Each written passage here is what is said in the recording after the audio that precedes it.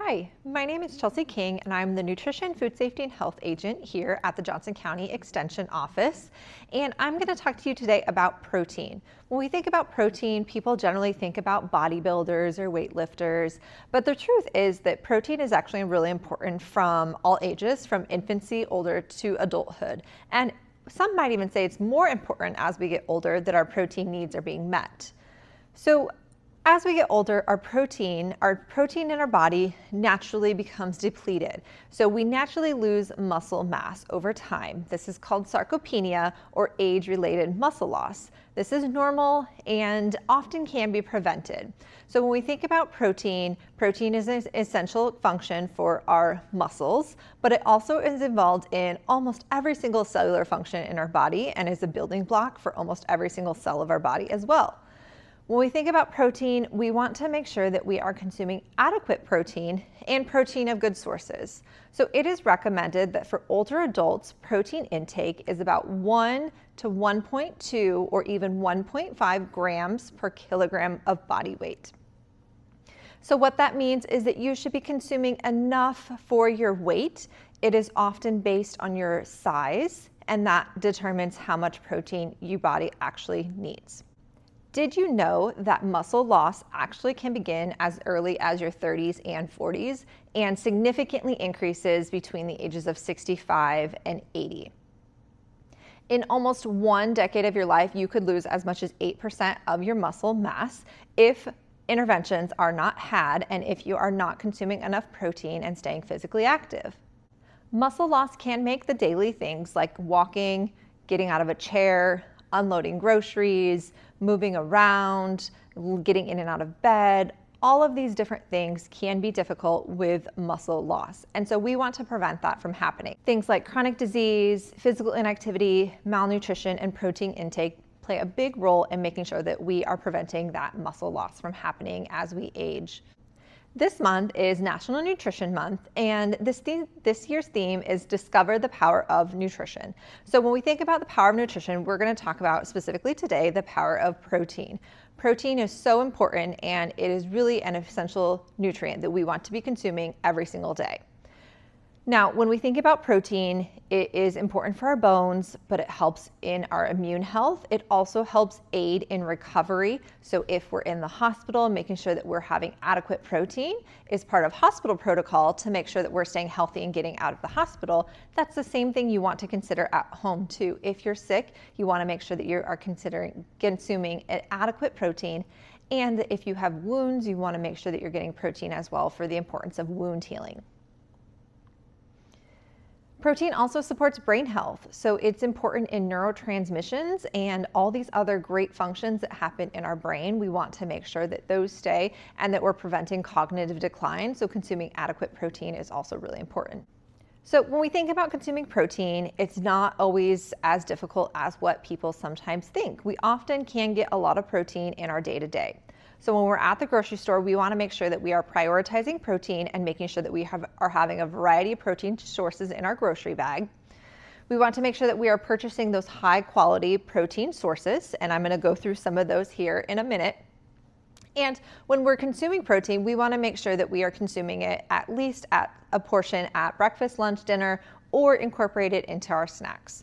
So during our shopping, we want to prioritize adequate protein in various sources. Beans and legumes are a great source of protein, with 1 cup having anywhere from 14 to 17 grams, depending if you're doing a chickpea, a lentil, a black bean. They do vary slightly, but you are getting a significant portion of your protein by consuming 1 cup of beans in a meal.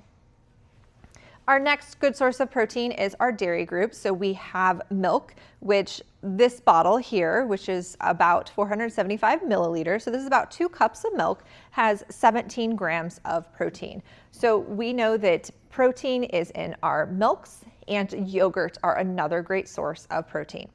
If you don't consume milk because of lactose reasons, the lactose-free option will also provide you with the same amount of protein and nutrients without the lactose. If you don't do dairy, you could also do soy milk, which is a great alternative that has adequate protein compared to almond milk or oat milk. These are great to have, so we should be consuming fatty fish, and salmon sometimes is hard to consume, A, the cost, or B, the convenience of cooking it. And if you're just cooking for one or two, that big salmon that you might buy at the grocery store might not work for you. But these salmon pouches or tuna pouches, whatever your choice is, they also have chicken pouches. They provide a great, quick, easy source of protein. So this one pouch, for example, has 30 grams of protein. So having half of this for one meal and half for another meal will give you adequate protein, and they're super easy and convenient, and they're a great protein source to have in your pantry for when you don't have any other protein options. Oats are another great example of protein. So this, about a half a cup, has 6 grams of protein. So we want to make sure that we are doing the rolled oats. We don't want the over-processed oats. The whole oats are also great options. Eggs, we know that eggs are a staple ingredient for most people's breakfast, and eggs provide a good source of protein. One egg has about 6 to 7 grams, one large egg has about 6 to 7 grams of protein, so having a couple of those for breakfast will give you a good protein source. Some other good protein options that people don't generally think about are our nuts and seeds. So walnuts, our chia seeds, and another one that I really love is hemp seeds. And so hemp seeds have good protein. They have about 10 grams of protein in a couple tablespoons. I add that to my smoothie. I add it to my oatmeal. I sprinkle it on salads. It's really another great alternative way to get some great protein outside of your traditional kind of meats that we think about.